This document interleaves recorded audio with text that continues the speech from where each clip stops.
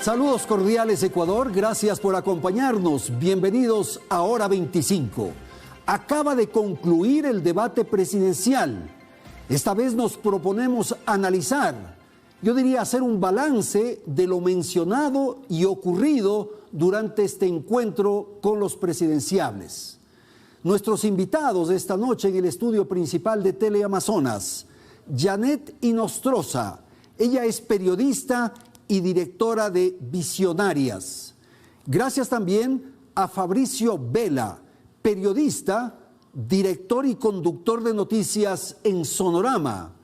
Agradezco a Juan Rivadeneira, experto en gestión de entorno y asuntos corporativos. Y saludo a Sol Borja, ella es periodista, editora política de GK.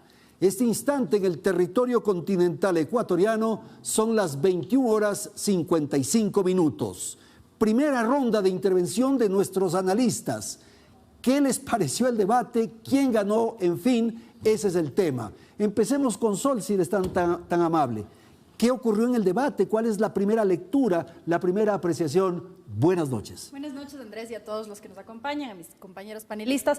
Me parece que el formato me llamó la atención. A mí me pareció que el formato fue novedoso en el sentido de que los otros debates que habíamos visto no había habido esta posibilidad de confrontar o de precisar cuando no estaban respondiendo a las preguntas. Y me pareció interesante que ahora se pudiera incluso apagar el micrófono para que pudieran responder a las preguntas, porque de alguna manera eso les da alguna incomodidad cuando no tienen las respuestas concretas a preguntas que les están siendo súper concretas. En ese sentido, por ejemplo, cuando empiezan a intercambiar ya acusaciones y que la moderadora o el moderador tengan que decir, por favor, sin acusaciones, regresemos a las preguntas, me parece que obliga de una manera u otra a responder, porque muchos de los candidatos van a espacios controlados,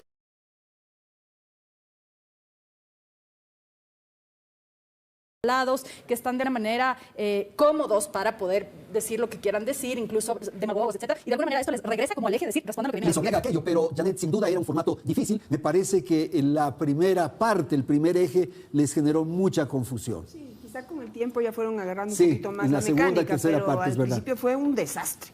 Un desastre, realmente, digamos, se reconoce el intento de que esto sea igualitario, democrático, que puedan debatir, que puedan discutir, que puedan ser interpelados unos a otros, pero si no permiten que haya pues algo de libertad y confrontación en esas intervenciones, pues lo que hubo es una serie de interrupciones que finalmente interrumpieron la posibilidad de que la gente pueda escuchar a los candidatos. Y un minuto para hacer una exposición, una pregunta amplia. Explíqueme su propuesta en seguridad y te dan un minuto para poder explicarla. Entonces, allí eso, quizás buscaron agilidad, pero allí nuevamente escuché muchísimas cosas, yo creo que nos queda poco para evaluar, o sea, para Sin poder duda. hacer una introspección de las propuestas, muy poco. Casi no tenemos ni siquiera la posibilidad de hacer el titular, Janet. No sabemos. Fabricio. Bueno, yo coincido, Andrés, buenas noches, también con compañeros contertulios y contertulias y panelistas. A ver, el formato efectivamente me parece que indujo a la confusión en un primer momento, un formato que efectivamente es novedoso, que no había sido aplicado en otro tipo de debates. Ahora, también hay que recordar que en el Ecuador recién desde 2021 tenemos debates obligatorios. En este país que no tiene cultura de debates y que se remonta a que la última vez que hubo un debate de candidatos presidenciales, sobre todo de segunda vuelta, fue el año 84. Todo el mundo renuente a debatir y tuvieron que incorporar una reforma legal en el Código de la Democracia para eso. Pero claro, te vas a 2021, que teníamos como 16 candidatos, tuvieron que dividirlos en 2 tandas, ahora tuviste la mitad. Pero me parece que incluso desde del propio diseño del debate y de los ejes temáticos, creo que fue demasiado amplio el esquema para el momento que estamos viviendo, que es un momento muy particular. Lo que se viene es un periodo de transición, porque viene a ser así, es un gobierno de transición el que se viene. Y me parece que no tenían conciencia los candidatos, estaban resolviendo todos los problemas. Y sabes tú muy bien que va a ser un gobierno probablemente de un año, porque los 2 de entrada y los 2 de salida, meses, no van a ser tomados entonces en creo cuenta. que había demasiados temas para el momento. Yo creo que debieron haber diseñado unos 2 o 3 ejes temáticos centrales y pare de contar. Ok, Juan. Gracias, Andrés, encantado. Igual, buenas noches. Me da la impresión de que han comentado sobre el tema del formato, que creo que llegada la primera hora del debate, incluso hasta los propios presentadores y moderadores tendieron a confundirse si es que había sido primero una intervención o la de otro, que creo que eso hizo un poco complejo al inicio y me da la impresión de que después del debate cayó en un bache, el bache de las generalidades.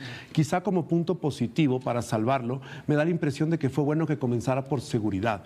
La audiencia seguramente tendió a bajar en las 3 horas, que es muy largo, mucho tiempo, pero haber comenzado por el tema de seguridad me parece positivo, porque mucha gente querrá haber tenido mucho interés de escuchar las propuestas a propósito de seguridad. Después del resto del debate igual, volvieron en los temas económicos al tema de seguridad, incluso en el de sostenibilidad volvieron al tema de seguridad, que creo que es positivo para las estrategias, pero creo que todos al final del día fueron al empate. Creo que no hubo brillo, creo que todos buscaron salir al empate, lo cual creo que es malo para esta elección, porque con lo que ocurrió hace pocos días con el lamentable asesinato del candidato Villavicencio, mucha gente esperaba que el debate le dé algo de qué hablar para tomar una decisión. Creo que esto nos lleva a ir casi a ciegas a las urnas. Ok, vamos a dar una ronda adicional. Janet, ¿es fácil o es probable señalar quién ganó, por favor?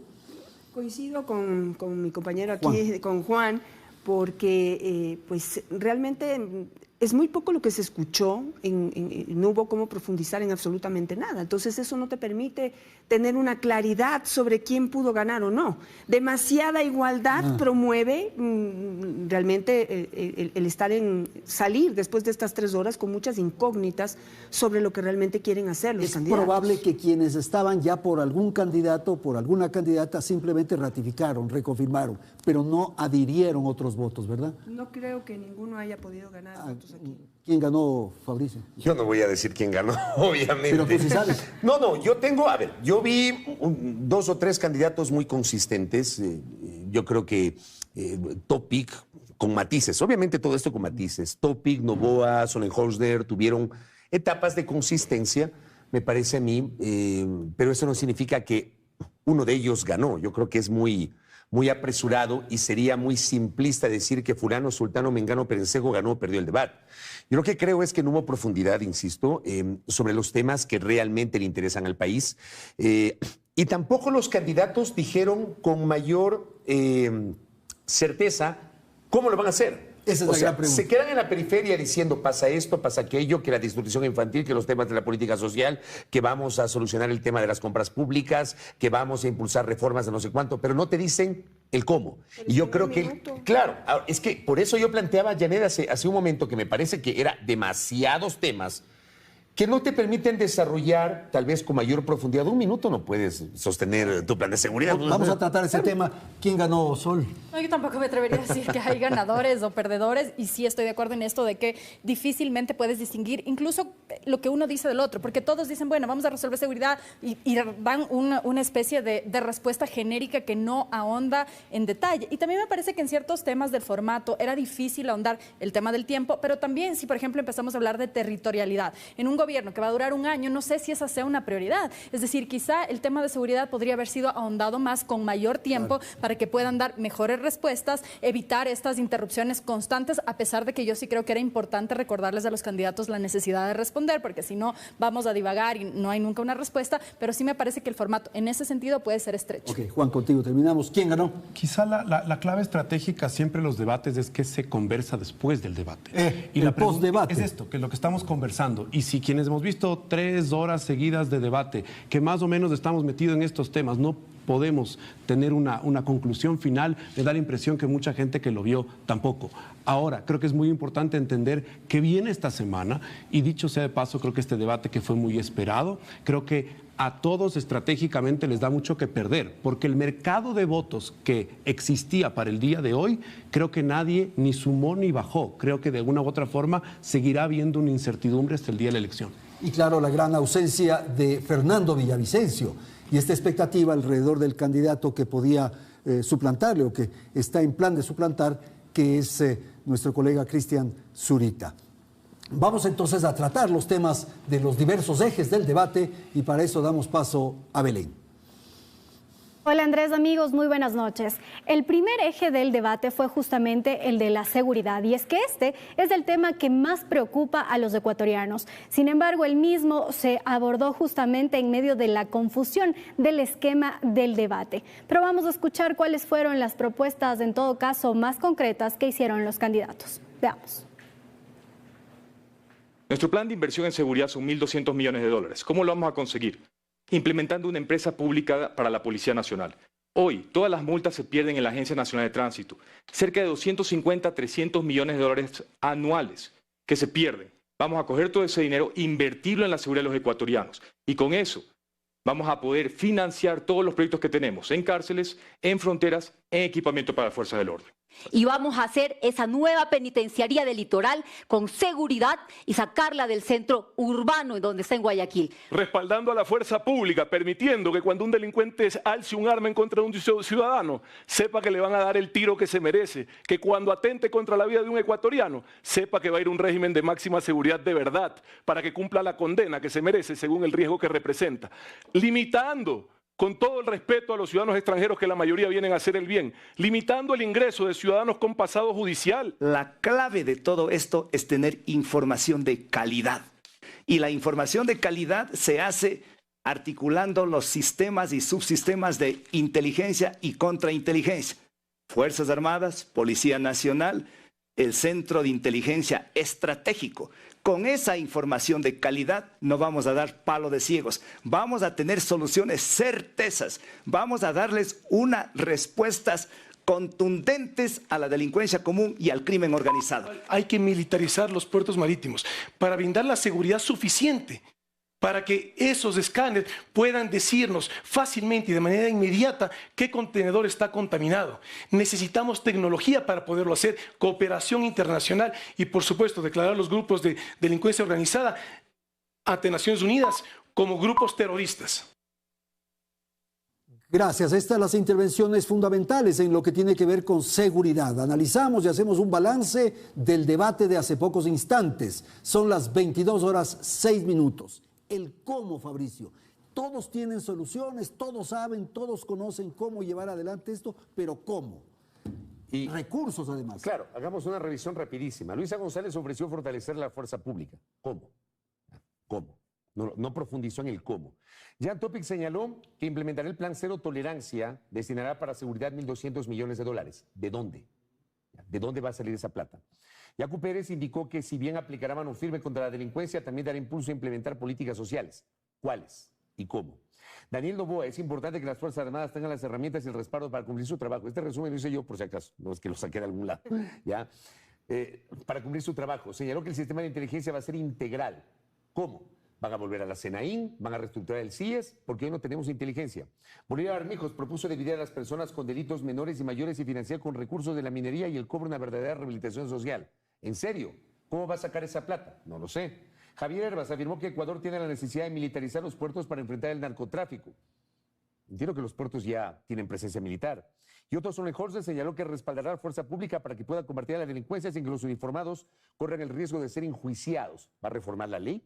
¿Va a plantear una reforma legal que no es potestad del Ejecutivo? Me refiero a la reforma, sí, tal vez a una propuesta que al final depende de la Asamblea Nacional. Y Janet, ninguno de los países de la región ha resuelto este problema. Este es un problema mundial. Ellos van a resolver en año y medio. ¿Cómo? Bueno, pues en el cómo está la gran pregunta de todo. Pero yo quisiera aquí poner sobre la mesa un tema que creo que debemos tomarlo en cuenta. Y estamos buscando un ganador del debate, estamos buscando respuestas, estamos buscando explicaciones, que como decimos, en medio de la mecánica del debate no es absurdo estar buscando las explicaciones y las respuestas que necesitamos. Pero aquí tenemos que ver que, por ejemplo, en el tema de seguridad, yo creo que Topic logró posicionar un mensaje, y es que su objetivo principal es la seguridad. Lo mencionó durante absolutamente todo. Y él dijo que es monotemático. Exactamente, lo afirmó y lo reconoció. Todos los temas los llevaba a la seguridad, y esa es la percepción que quizás le va a quedar a la gente, que si hay alguien que está preocupado de la seguridad es él. El cómo, quizás en este punto no hay cómo profundizar, no profundizó y nos queda faltando eso. Pero como les digo, en un debate, pues la percepción es muy importante por cierto, en el tema queda de seguridad. En el caso de Luisa, volviera al pasado, ¿no? Todo, reivindicar todo lo que supuestamente ya se hizo y su mensaje es volveremos al pasado. ¿Cómo lo interpreta la gente? Pues ya está en la habilidad de cada uno. Casi que sin temor a equivocarme, todos dijeron en algún punto del debate mano dura. Y todos creo que van a intentar vender este perfil. Creo que el tema de la seguridad ya era el tema de opinión pública, el principal preocupación de los ciudadanos hoy día. Pero después de lo que pasó recientemente con el asesinato de Fernando Villavicencio, sube el tema sin lugar a dudas a niveles muy altos y todos intentaron en algún momento decir yo seré el presidente o la presidenta de la mano dura.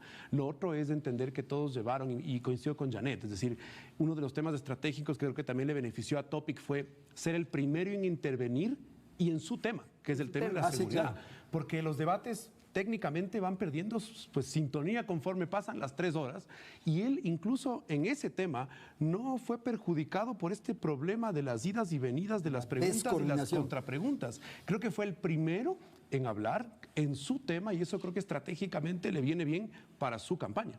Ahora, lo que ocurre es que esto cruza todo por la economía, porque claro, sí, yo voy a tener mano dura, voy a arreglar lo de los puertos, voy a resolver lo de las cárceles, voy a cerrar las fronteras, cualquier cosa, pero pasa por la plata, por la economía, y no olvidemos las dificultades con las que va a asumir el mando el nuevo gobernante. Sí, de alguna manera, y en ese sentido me pareció que Otto es la persona que más navegó en los temas económicos un poco más concreto, que bueno, finalmente él ha intentado posicionar estos como sus temas, entonces me parece que ahí puede él navegar un poco más. De todas maneras, a mí sí me parece sobrecogedor ver la silla vacía ahí y estar discutiendo de un debate a 4 días de que es asesinado un candidato presidencial. No me deja de parecer esto sobrecogedor y también la imposibilidad finalmente por los tiempos, etcétera, de que Zurita, quien en teoría sería el ¿Eras partidaria de que se postergue el debate? No, yo no sé si esa era la solución. Leía un poco en el chat de prensa del CNE que preguntaban por qué no permitieron a Zurita entrar, por ejemplo, siquiera a estar presenciar ahí entre el público. Entonces ellos alegaban un tema de seguridad, de que los periodistas habían sido acreditados anteriormente, etcétera.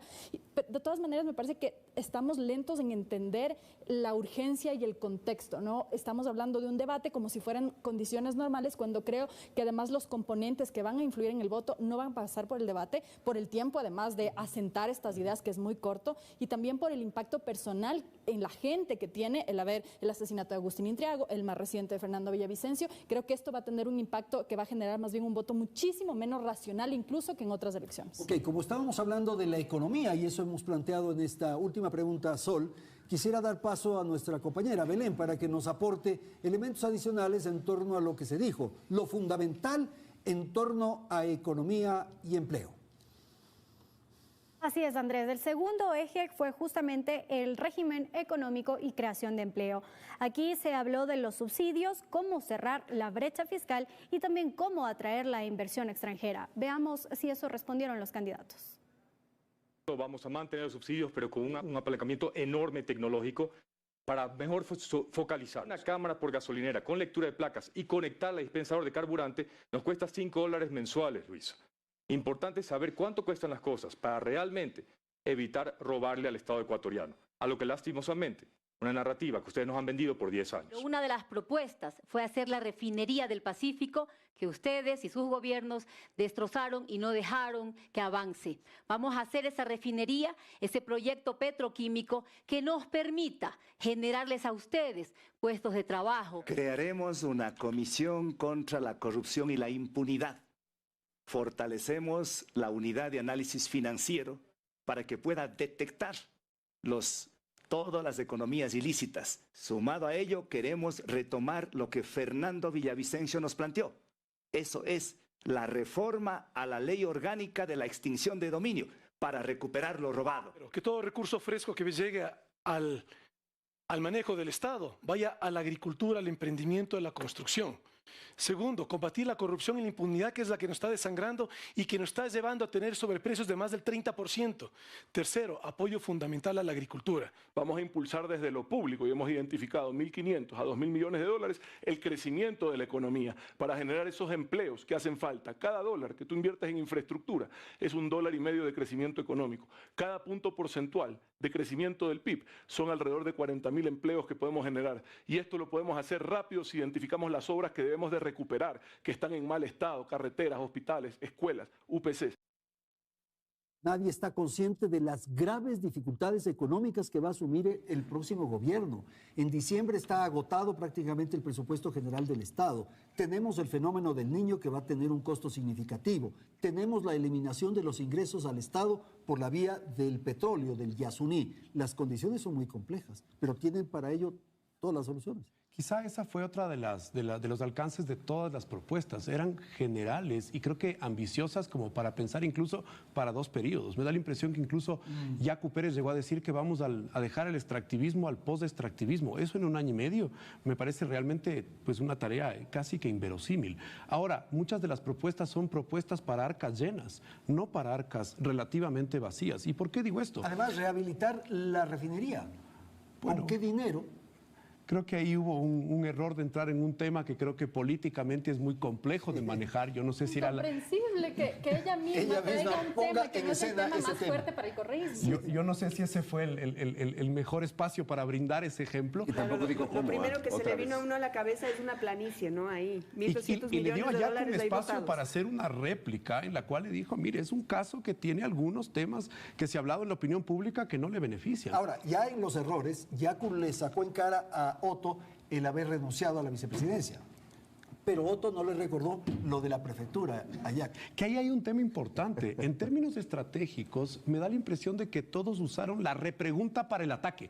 Porque si bien no podían atacar en sus intervenciones, muchos enviaban un poco estas preguntas que incluían un ataque de por medio. Y yo creo que eso... Ahora, volviendo a la economía, creo que pocos hablaron en realidad del tema del empleo. Es decir, ¿qué puedes hacer en 1 año y medio para generar algo más de empleo en una población que tienes 35% de personas empleadas de manera formal y 65% en la informalidad o en el desempleo? Me da la impresión de que pocos hablaron de qué poder hacer. Es complejo, pero me parece que pocos trataron eso. Y Andrés, usted decía el tema del presupuesto casi terminado en diciembre. La pregunta van a ser los atrasos que van a recibir, porque el año también va a iniciar con atrasos de pagos. De manera que me parece que fueron propuestas para arcas llenas, no para arcas relativamente vacías. Sol, por favor, economía. Sí, yo me quedo también con esta sensación de que no terminan de responder los cómo, porque también en esta idea de concentrarse en lo que quieren decir en su mensaje, y por supuesto que el tema de seguridad parece ser ahora como el más preocupante para los ciudadanos, regresar constantemente a la seguridad, pero parece a ratos que divagan. Entonces es como repetir como como disco rayado a ratos ciertos mensajes, y no sé si eso calce, porque por un lado comprendo la necesidad de querer posicionar un mensaje que puede funcionar siempre y cuando se puedan hacer como unos puentes que parezca por lo menos que estás escuchando la pregunta, porque si no a ratos parece que ni siquiera estás escuchando la pregunta y que no estás respondiendo. Y sí me sorprendió también que la candidata González traiga a la mesa estos temas que no son los más fuertes. Por ejemplo, cuando habló de las coimas, nosotros sí hacemos en nuestro gobierno, no pedían coimas, cuando justamente este es uno de los mayores cuestionamientos en estas elecciones y quizá un punto débil para ella. Entonces me sorprende que esa poca habilidad también de navegar en los temas y regresar a mensajes que puedan ser más fuertes y dar estas respuestas, ¿no? Claro, Janet, y claro, uno es candidato y no va a decir voy a eliminar los subsidios de los combustibles, voy a incrementar los impuestos. Son candidatos. Claro, pero lo que yo creo que como ecuatorianos tenemos que estar preparados para que la primera frase al mes de que están sentados cualquiera de los candidatos que gane va a ser: no me dejaron la mesa servida. Esa va a ser la primera declaración. O sea, tenemos que prepararnos psicológicamente para empezar a recibir, a alimentarnos de la verdad. Entonces, pues ninguno habló de empleo. Yo creo que en 1 año y medio, con un fenómeno del Niño que se viene fuerte, con gastos que vienen ya, digamos, pensados, es muy difícil pensar que pueden generar un puesto de trabajo, ¿no? Yo creo que la mayoría, quizás 3 candidatos, Otto, Topic y Luisa, creo que citaron cifras. Creo que por lo menos hicieron un intento de exponer de dónde van a sacar los recursos. Cada uno con sus argumentos y con sus debilidades, pero dijeron de dónde van a sacar los recursos para la seguridad y para el fenómeno del Niño. Hay que rescatar. Tengo una televidente que hace una insinuación, un comentario. Dice, nadie habló de la dolarización. Mauricio. Es que me parece a mí que el tema que se posicionó en las últimas semanas fue en realidad por un error del candidato a la vicepresidencia. Que, claro, cuando uno lee toda la declaración de Andrés Arauz, uno se da cuenta que él dijo efectivamente que había que mantener la dolarización, había que fortalecer, porque creo que el daño ya estaba hecho por lo que se difundió en su momento, que además no era una declaración reciente. Pero es verdad, nadie habló de fortalecer la dolarización porque creo que se dieron cuenta que hablar en este momento de la dolarización puede generar algún tipo de factura, le puede pasar algún tipo de mala imagen a ese mensaje. Ahora, tampoco nadie habló del presupuesto general del Estado. Yo creo que se han olvidado que el nuevo presidente o presidenta que se posesione, si es que hay segunda vuelta en la primera o segunda semana de diciembre, va a tener que lidiar con un presupuesto que seguramente entregará el gobierno del presidente Lasso, ni bien posesionada la nueva Asamblea Nacional. En noviembre se termina, asume la presidencia. Claro. Tiene un mes para gobernar con este presupuesto. En diciembre asume la presidencia el nuevo presidente. En noviembre tienes a la nueva Asamblea. Ya. Más o menos. Ya. Si es que hay segunda vuelta, ¿no? Más o menos así va a pasar. Entonces, el presidente Lasso tiene que mandar el presupuesto general del Estado a la Asamblea Nacional. La Constitución te dice que tiene que mandar 60 días antes del inicio del año fiscal. Entonces es hasta el 31 de octubre, 1 de noviembre tiene que enviarlo. Nadie ha hablado de eso, nadie ha hablado del déficit que va a tener ese presupuesto, nadie ha hablado del tema, lo que decía Juan, el tema de los atrasos, nadie ha hablado de qué va a pasar en la relación del Ecuador con los multilaterales. La deuda. Exactamente. ¿Va a haber o no alguna posibilidad de renegociación? ¿Van a hablar con el Fondo Monetario? ¿Van a hablar con el Banco Mundial? ¿Van a hablar con los chinos? Nadie dijo nada sobre el tema. Ok, vamos a hacer como en el debate, 30 segundos cada uno. Rápidamente, a ver, Sol. A mí me queda esta sensación que mencionaba hace un momento de que finalmente estos temas van a quedar como en el aire, se va a acabar el debate y se va a regresar otra vez esta sensación, ¿no? Esta emocionalidad que nos está guiando en estos días, sobre todo después de que un candidato pues ha sido asesinado, ¿no? Juan. Sí, creo que el tema no queda un gran titular, queda un sabor de boca, que yo creo que hay un tema también de fondo que a Fabricio lo he escuchado muchas veces, este tema de la cultura política en el Ecuador. Y creo que también los candidatos demostraron la poca cultura política que hay para un debate en que los propios ciudadanos que quisimos ver, que vimos, podamos salir un poco más informados, ¿sí? O al menos un poco más esperanzados, ¿sí? Porque finalmente el voto va a entregar legitimidad a quien gane las elecciones y tendrá que gobernar con el país que le toca, no con el que quiere. De manera que esa legitimidad creo que tiende a sumar, creo yo, a los problemas que ya había esta mala percepción respecto a los políticos y la acción política. Ok, Janet, por favor. Bueno, no hablaron de dolarización, no hablaron de presupuesto general del Estado, no hablaron de política exterior. No hablaron de migración y no hablaron de eso porque no les preguntaron. Exacto, no estaba en la agenda. Acuérdense que yo sí le veo problema a la mecánica. Yo creo que ahí estuvo el principal problema. Si no les preguntan si se querían salir del tema para poder hablar de los temas que consideraban importantes, les cortaban el micrófono. Entonces ahí también hay un problema de falta de pensar en todos esos temas que quizás debieron haber sido tocados en otra mecánica. Y tampoco, ni en digamos, en la pregunta, ni en la repregunta, ni en la réplica, ni en la contrarréplica, nadie se refirió con profundidad a cómo va a ser la relación del próximo Ejecutivo con la Asamblea Nacional. Va a ser otra vez, y eso creo que está firmado, ¿no? No hay que ser pitonizo, ni adivino, ni tener la bola de cristal, pero todo apunta a que vamos a volver a tener una Asamblea atomizada, en donde no habrá una fuerza política que tenga la mayoría absoluta. Vas a volver a tener una Asamblea en la que van a tener que primar los acuerdos, los diálogos, qué va a pasar con esa futura asamblea. Tú escuchaste a varios candidatos ofreciendo cosas que tienen necesariamente que pasar por la legislatura. ¿Cómo va a ser esa relación ejecutivo-legislativo luego de la lección aprendida, si es que la aprendieron, con la disolución de la asamblea el 17 de mayo pasado? Ok, tengo que ir a una pausa, son las 22:21. En un instante retornamos.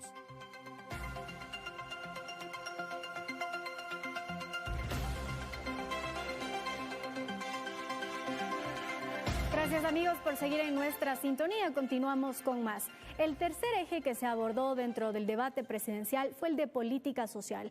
Las preguntas giraron en torno al machismo, la discriminación, la desnutrición crónica infantil y la salud. En este bloque fue en el que menos concreciones hubo. Veamos.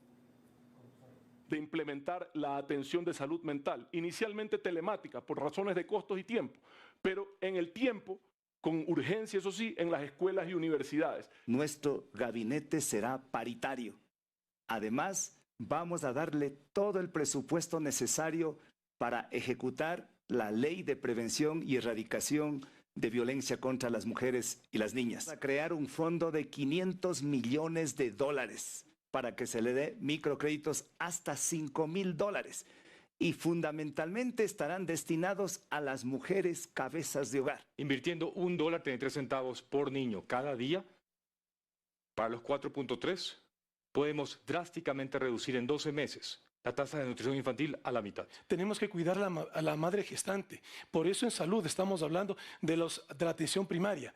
Para combatir la desnutrición infantil crónica se necesita agua potable y saneamiento. Fortalecer las unidades médicas, volver a contratar esos médicos que los despidieron desde el gobierno de algunos de los candidatos que están aquí. Las compras públicas, que con mi gobierno pasaban del 92% de las medicinas, vamos a volver a hacer las compras públicas y vamos a abastecer de medicinas a nuestros ciudadanos. Estos son los temas de este eje, ¿no? Mujer, desnutrición crónica infantil y salud. Sol, por favor.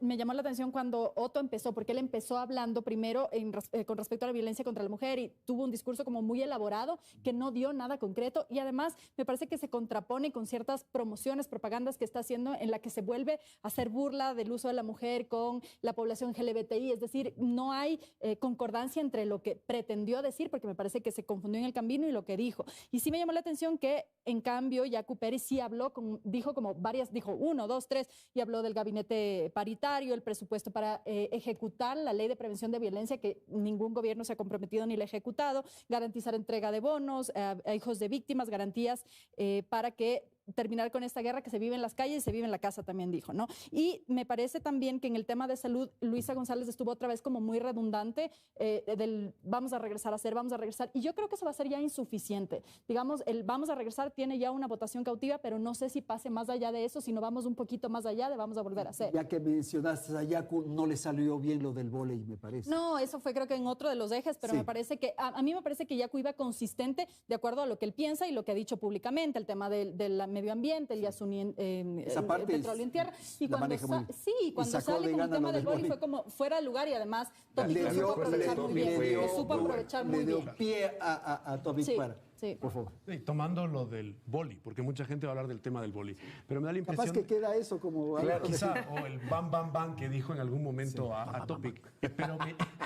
Pero mi impresión es que cuando... Claro, hay un tema muy serio, es el tema de la seguridad. Lo que ha pasado recientemente no es para hacer este tipo de bromas y creo que ahí Topic lo encontró bien. Me da la impresión que, comparto con Sol, creo que Yacu le ayudó mucho él en el tema social, creo que tiene la cápsula del mensaje rápida, concreta, con 4 o 5 medidas, y creo que Topic también, cuando presenta su plan social respecto a la alimentación de los niños, y que lo viene diciendo hace varias semanas, ligado al tema de seguridad, me parece que encuentra un buen puente para juntar un gran problema como el social con el gran problema que es la seguridad. De manera que creo que Yacu y Topic lograron encontrar mejores espacios y creo que Luisa en muchos de los pasajes, esto de ya lo hicimos, yo no sé si finalmente es la mejor estrategia para hablar desde el pasado y no hablarle al futuro. Y claro, el tema de género no lo manejan bien, ¿o qué, Janet? Yo creo que lo desaprovecharon, no fueron concretos, fueron muy genéricos y pues en esto de, por ejemplo, Yacu dice 500 millones para créditos, esa es la eterna solución, ¿no? La eterna solución que en la práctica pues no da los resultados que se esperan. Y nuevamente la pregunta, 500 millones de dólares para créditos, ¿de dónde va a salir ese dinero? Tampoco lo explicó. De ahí, en el tema de desnutrición, que ahí sí me sorprendió la desinformación. Quisiera dejarlo así, la desinformación en la que cayeron la mayoría. Porque, por ejemplo, Luisa habla de combatir la desnutrición con salud. Con más de centros médicos y estas comitivas de salud que salen por las distintas poblaciones, cuando el tema de desnutrición no tiene que ver directamente con la salud, digamos con la atención en salud, tiene que ver, por ejemplo, sí, con la dotación de agua potable. Y aquí tenemos en el país pues gran cantidad de cantones, poblaciones, provincias que no tienen agua. A eso no se refirieron, no se asombran, ya no hay un impacto sobre esa realidad. Y partiendo de la dotación de agua y servicios públicos, entonces ya puedes empezar a hablar de alimentación y de darles $1.28 a cada niño al día para que dejen de ser desnutridos. E incluso con la cedulación, perdón, ahí la interrupción, incluso con la cedulación, que ha sido uno de los problemas, que no se registran a los niños la cédula cuando nacen, sobre todo en zonas rurales, y al momento de ejecutar los planes es imposible ejecutar porque no se saben dónde están, incluso para hacer seguimiento de cómo avanzan las vacunas, de hecho, etcétera. No hay información del censo, ¿no? Sí. No sabemos Bueno, exactamente. empezar a hablar de Es otra cosa, pero no hay información del censo. Yo aquí, por ejemplo, revisando mi pollita, a ver, Javier Herba sí habló, por ejemplo, del tema de mejorar las condiciones de acceso al agua potable y de saneamiento, pero ojo, esa no es responsabilidad del gobierno central, sino de los gobiernos locales, de los gobiernos municipales. Entonces, otra vez volvemos al cómo. Sí, en un minuto no se alcanza, lo que ustedes quieran, ya. Pero otra vez volvemos a que se mencionan temas que inclusive en este caso no son competencia del Ejecutivo, que el Ejecutivo puede, qué sé yo, tener diálogos con los gobiernos locales, tratar de buscar formas de colaborar con esos gobiernos locales. Tiene que haber políticas nacionales, Claro, tiene que haber por políticas supuesto. nacionales en las que se enganche a los gobiernos locales, evidentemente. Ahora, retomamos el tema de Luisa González, porque Luisa González otra vez insiste volver al pasado. Sí, un pasado en el cual ellos refrendan el acceso a los servicios públicos como probablemente uno de sus grandes logros, la obtención de la cédula, el pasaporte, las carreteras, tema de gestión que ahí están, digamos, hay unos detalles que ellos los pueden exhibir ahora mismo, pero el Ecuador tal vez no es el mismo, el Ecuador 2023 no es el mismo Ecuador de 2017. Entonces, insistir en que ya lo hicimos, lo vamos a volver a hacer sin profundizar en las respuestas y sin entender que el Ecuador hoy necesita enfrentar otras urgencias con otro tipo de estrategias, me parece que ahí te quedas solamente en la periferia. Ahora, a mí lo que me da miedo es cuando hay personas que tienen solución para todo, Juan. Eso no es así, eso no es verdad. Tienen año y medio, no tienen plata, no tienen equipos, cuadros, digamos, para trabajar. Tienen un parlamento probablemente adverso. Y tienen la solución de todo. Sí, creo que muchas propuestas fueron muy alegres, así como los números que se plantearon. Y creo que no evidencian también las realidades. Así como las competencias a veces no correspondían, también me da la impresión que propusieron reformar leyes. Cuando reformar leyes pasan por conseguir un consenso en el Parlamento. Y no es fácil. Si no tienes votos, no hay. Si no hay votos, quizá alguien logre una primera minoría, no va a existir una mayoría. Después habrá que juntar pues, una serie de votos para poder instalar la Asamblea. Y eso quiere decir que el desafío para reformar leyes, porque muchas veces la respuesta es reformemos una ley. Y encima va a haber un problema para 1 año y medio en que seamos claros. Quien llegue a la presidencia de la República y quien llegue al Congreso Nacional, el día 1 de sus funciones estará pensando en la elección del año 2025. Y eso hay que tenerlo muy claro, porque muchos se nota que también hablaban como si fuesen candidatos a la reelección y no a 1 año y medio de administración. Con otro elemento, Janet, que es que las condiciones de gobernabilidad por la inseguridad son muy complejas. Entonces, quizás el candidato que diga las 3 cosas fundamentales podría tener mayor aceptación. Pues yo a veces no sé si la gente quiere escuchar eso. Yo creo que el problema es que son candidatos, entonces hay que decir cosas que atraen. El elector quiere escuchar lo que le gusta, lo que le suena bien y no la verdad. Hay que tomar en cuenta. No son honestos ni dicen la verdad, porque el pueblo quiere escuchar. Pero yo rescato algo que no dijeron los candidatos en este debate porque no se lo preguntaron, pero que sí han dicho en varias entrevistas que han tenido aquí con todos nosotros, y es que han dicho que no necesitan a la Asamblea para gobernar. Vamos a ver si eso es verdad. ¿Sí? Y rescato también lo que han dicho muchos analistas de nuestros programas también, que hubo muchas cosas que Lasso sí pudo haber hecho sin necesidad de acudir a la Asamblea Nacional. Ejecutar presupuesto, tomar acciones, tomar decisiones, gobernar. Entonces, pues ahí hay que hacer ese paréntesis ahí sobre la posibilidad de hacer cosas sin tomar en cuenta a la Asamblea Nacional. Yo sí me quedo también con la parte de los consensos, cuando les preguntaron sobre cómo van a ser los consensos con la Asamblea Nacional y la evadieron, ¿no? Incluso en un momento me parece que Pérez fue el que le dijo a Topic sobre por qué no se había unido a la firma de este acuerdo en la que habían participado los candidatos convocado por él mismo, y él dijo que no está para palabrerías, una cosa así. Y eso atado al tema de los consensos y al tema del poco tiempo que hay en la Asamblea, si bien hay una parte que el Ejecutivo puede hacer solo, no es todo, y esto ha demostrado también este gobierno. Esa relación o mala relación entre el Ejecutivo y la Asamblea nos puede costar caro.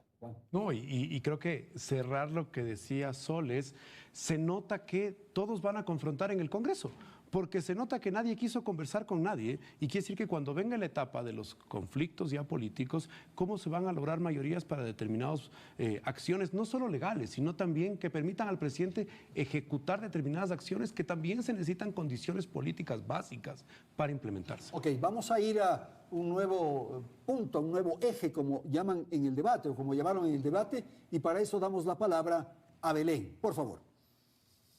El cuarto eje, Andrés, se refirió a democracia y participación ciudadana. En este eje, las preguntas giraron en torno a cómo evitar la corrupción en las compras públicas, por ejemplo, además cómo fomentar las alianzas y coaliciones políticas para gobernar. Y veamos qué fue lo que respondieron los candidatos al respecto. Pues hablamos de compras públicas en el CERCOP, depende de la Presidencia de la República. Decisión y liderazgo, determinación para hacer lo que se necesita en el Ecuador, que no nos sigan dando narrativas, que la compra es muy difícil, se volvió a caer la compra de los chalecos antibala. ¿Y por qué? Por falta de liderazgo, ese liderazgo que está permitiendo que la corrupción y la impunidad, la ausencia de liderazgo, nos esté arrebatando nuestro país. ¿Recuerdan cómo era antes cuando iban a sacar una cédula, un pasaporte, una licencia? Iban tranquilamente, nadie les pedía una coima, nadie les pedía un pago, ustedes podían hacer su trámite sin tramitadores. Eso era un gobierno que redujo corrupción. El Ejecutivo tiene que ejecutar y en su ejecución tiene que respetar la independencia de las funciones del Estado. Nunca más un Ejecutivo que le mete mano a la Asamblea o a la función judicial. Reforma al sistema de partidos políticos, reformar el Código de la Democracia, para que se dé transparencia y mayor participación. Es imprescindible que los partidos políticos dejen de ser empresas electorales y permitan la participación y capacitación a los nuevos líderes. La única forma de tener autoridades decentes, honestas, al frente de las instituciones más importantes del país es teniendo procesos realmente blindados, que no puedan ser metidas las manos de los políticos en la designación de autoridades. Claro, ¿ellos son políticos o no, Janet? Bueno, ellos, si no Si son políticos, entonces no estarían de candidatos. A una actividad política, son políticos. Así es, pero mira, yo de todo lo que han dicho, nada de lo que dijeron en este rescate que se ha hecho de lo que declararon los candidatos se va a poder hacer en año y medio. No se va a poder. Porque implica reformas legales. Esto es lo que hay. Van a tener que llegar, enfrentan el fenómeno del niño, emergencia. Tienen que declarar emergencia. Se va a necesitar medicina, se va a necesitar insumos médicos, emergencia. Se va a necesitar combatir la inseguridad, emergencia. Eso es lo que vamos a tener, eso es lo que van a tener que llegar a hacer. Y necesitamos gente con liderazgo, con transparencia, que pueda hacer estos procesos pues de la manera, déjeme decirlo, menos corrupta posible. Yo no sé si puedan combatir al 100% la corrupción, una corrupción que está institucionalizada y que no vino del gobierno, de este gobierno ni del anterior, sino desde el anterior también. Tenemos una corrupción que viene institucionalizándose más de 10, más de 15 años. Está allí creciendo y esa va a ser la principal traba que van a tener para poder hacer cualquier cosa de las que hoy han planteado. Y me parece, Juan, que si tenían una propuesta sincera y honesta, el pedir o el provocar, el convocar a una moratoria, a un acuerdo, a bajar las armas, a deponer las conductas y ambiciones personales. Estamos asistiendo a la inseguridad más espantosa que ha tenido la historia del país. ¿No será bueno unirnos? Esa idea del gobierno de Clemente Yerovi.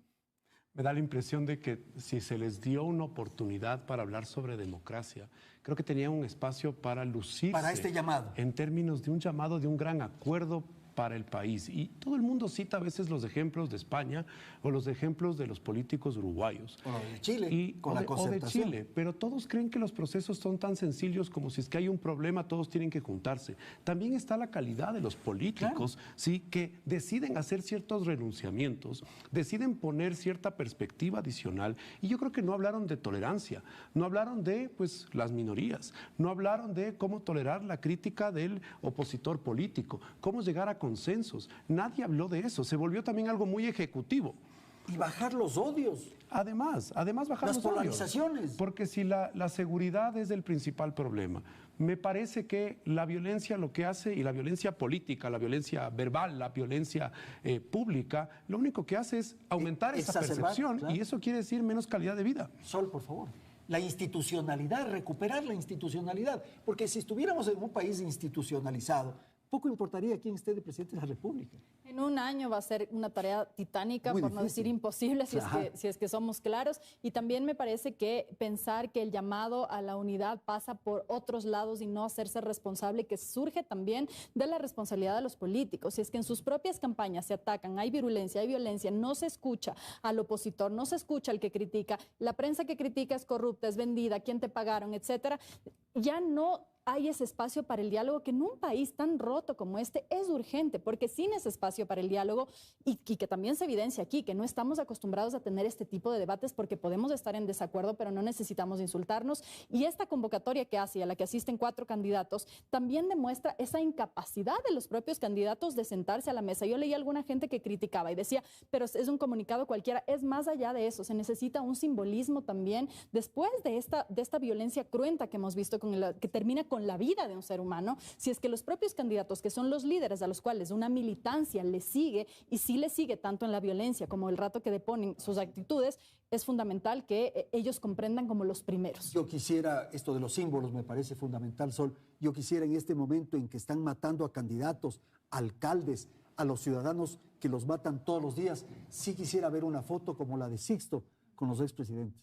Me parece que es un gesto, porque parece que se sientan en la mesa y no pasa nada. Ese es el principio de una reconciliación nacional, pero para eso es necesario que yo deje de estar todo el tiempo diciendo, es que tú hiciste. Sí, todos tienen responsabilidades en esto y seguramente unos más que otros. Y la memoria histórica hay que seguirla construyendo, pero parar un momento, después de ver lo que ha pasado en el país, tomarse unos minutos para decir, a ver, acaban de matar a uno de nosotros porque son los candidatos, es uno de nosotros, es el que le disparan al lado. Es un compañero de alguna manera. Y si eso no permite en este momento que el país entero haga una reflexión sobre la violencia y sobre la responsabilidad individual desde los medios de comunicación, lo que decimos, cómo cuestionamos, cómo criticamos, cómo nos enfrentamos a la otra, porque nuestra tarea es esa, pero cómo lo hacemos, eso sí marca la diferencia. Yo no sé si lo de, corrígeme si estoy equivocado, Daniel Noboa estuvo con chaleco antibalas. Estaba justo preguntándome eso.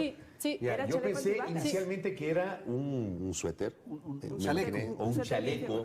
Ya, por eso pregunto si era chaleco antibalas. Para mí, ya, ustedes me están confirmando que era un chaleco antibalas. Para mí ese mensaje es megapotente, ¿ya? Y es el reflejo de lo que estamos viviendo en el Ecuador. ¿Megapotente para bien o para mal?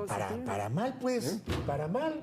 O sea, no puede ser posible que en un debate hay un candidato que está con chaleco antibalas porque teme por su vida.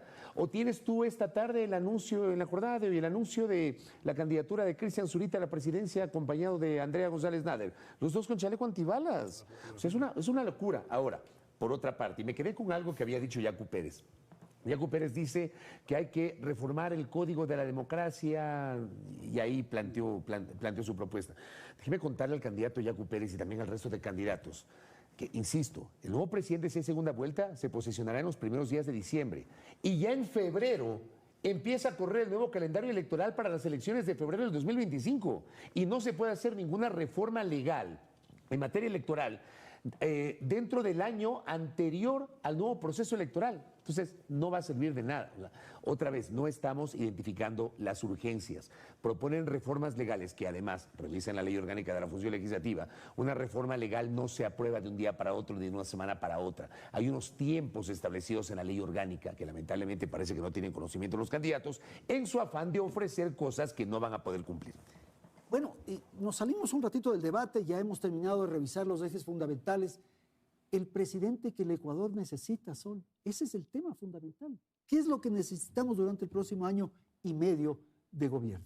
Soluciones efectivas. Pero no de todo, no podemos resolver todo. Yo creo que ahorita el tema fundamental es la seguridad. Sí. Sin duda, eso difícilmente se puede atar del manejo económico, pero creo que la seguridad tiene que ser el eje principal por el cual se empiece a responder, porque con más gente muriéndose, asesinatos, secuestros, etcétera, es imposible que haya un centavo de inversión, un solo centavo. ¿Quién va a querer invertir en un país, sea el suyo o sea una inversión extranjera, en el que están matando candidatos a la presidencia de la República, en el que están asesinando alcaldes, en el que en el debate un candidato tiene que salir con chaleco antibalas y la candidata que sobrevive, porque no nos imaginamos que hubiera podido pasar si estaban juntos con Villavicencio, etcétera, la candidata que sobrevive con el nuevo candidato con chaleco antibalas en un país con esos mensajes.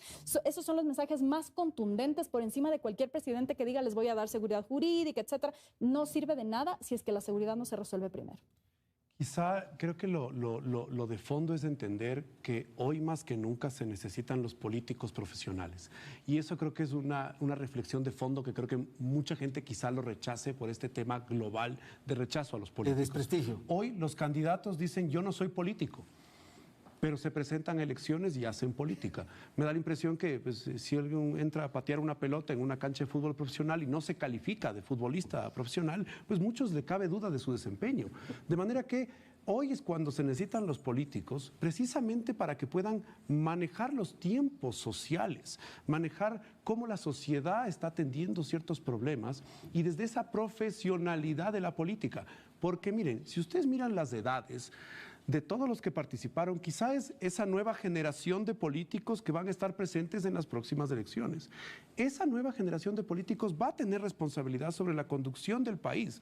Y creo que todos tienen una responsabilidad sobre su profesionalización y su profesionalidad al momento de tomar decisiones, porque en manos de ellos va a estar buena parte de las, como bien decía, el tema de la seguridad, Sol, que va a ser 1 año y medio. Y la reflexión que usted decía, Andrés, 2 o 3 temas que puedan hacer en 1 año y medio. Pero nuevamente, creo que todos están viendo al 25 más que al 23 y el 24. Y claro, el tema de la seguridad, el asunto de la economía, que hay que poner orden y quizás corregir algunos de los grandes problemas, no se van a poder resolver todos. Quizás lo del seguro social, la salud, son 5 temas, Fabricio, en los que sí nos podemos poner de acuerdo. Por eso yo en mi primera intervención había señalado que me parece demasiado amplio este formato con esta cantidad de ejes temáticos y no centralizarlo en lo más urgente. Ahora, tú preguntabas, le preguntabas a Sol, ¿cuál es el presidente que necesita el país? El país necesita un líder. Yo creo que esa es la respuesta a lo que estamos viviendo. No sé si de derecha, de centro, de izquierda, o sea, eso lo decidirá la gente la próxima semana. Un líder. ¿El líder que estás viendo es Bukele? No. O sea, ¿Cuál es el líder? No sé. Yo lo que te digo es alguien con liderazgo. O sea, mira, hay cosas, y yo he sido crítico de la gestión del presidente Lasso, sobre todo partiendo de la ausencia de liderazgo. Porque digo, al final un presidente puede tomar decisiones correctas o incorrectas dependiendo del cristal a través del cual lo mires. Ya, pero ha carecido lamentablemente de liderazgo. Hablaba Sol, por ejemplo, lo mencionaba, y lo mencionaban también ustedes respecto de esta necesidad de un gran acuerdo nacional. Yo sí creo que, por ejemplo, después del asesinato de Agustín Intriago, yo esperaba ver al presidente Lasso liderando un llamado a la conciliación nacional, esa noche apareciendo en cadena, al día siguiente invitando a los 8 candidatos presidenciales a reunirse. Por lo menos hacer la convocatoria. Por lo menos para la foto. Sí. Tú citabas la famosa foto de Sixto con Febres Cordero, con Hurtado y con Borja en el último gran episodio de unidad nacional que tuvo este país, que fue el conflicto del Cenepa. Nunca más volvimos a tener un episodio de unidad, claro, en otras circunstancias, pero nunca más lo volvimos a tener algo parecido. Y luego, y lo vengo diciendo desde febrero, después de la derrota del gobierno en el referéndum, al gobierno lo que le quedaba era empezar a hacer gestión, que tengamos acceso a servicios públicos, que por lo menos tengamos carreteras decentes, que haya medicinas en los hospitales. Es gestión. Para eso no necesitas a la legislatura, no necesitas a la Corte Constitucional, no necesitas a la Corte Nacional de Justicia. Es un tema de liderazgo y de gestión que lamentablemente no lo hemos tenido. Yo coincido totalmente con Fabricio, lo venía pensando desde que le hiciste la pregunta a Sol, y lo que necesita nuestro país es un líder. Es alguien que lidere y que tenga capacidad de diálogo, de unión. Y unión básicamente de los ecuatorianos. Tenemos que sentir que tenemos alguien a quien mirar, alguien a quien seguir y alguien que nos pueda dar buen ejemplo, que tenga capacidad de trabajo. Que no trabaje, y no estoy haciendo referencia absolutamente a nadie, quizás a la Asamblea Nacional, que no trabaje de martes a jueves. Aquí se necesita trabajar de domingo a domingo 24/7, porque este es un país que así lo requiere. Tenemos una nueva generación de políticos rescatando lo que dice Juan, y eso que creo que hay que verlo por el lado positivo.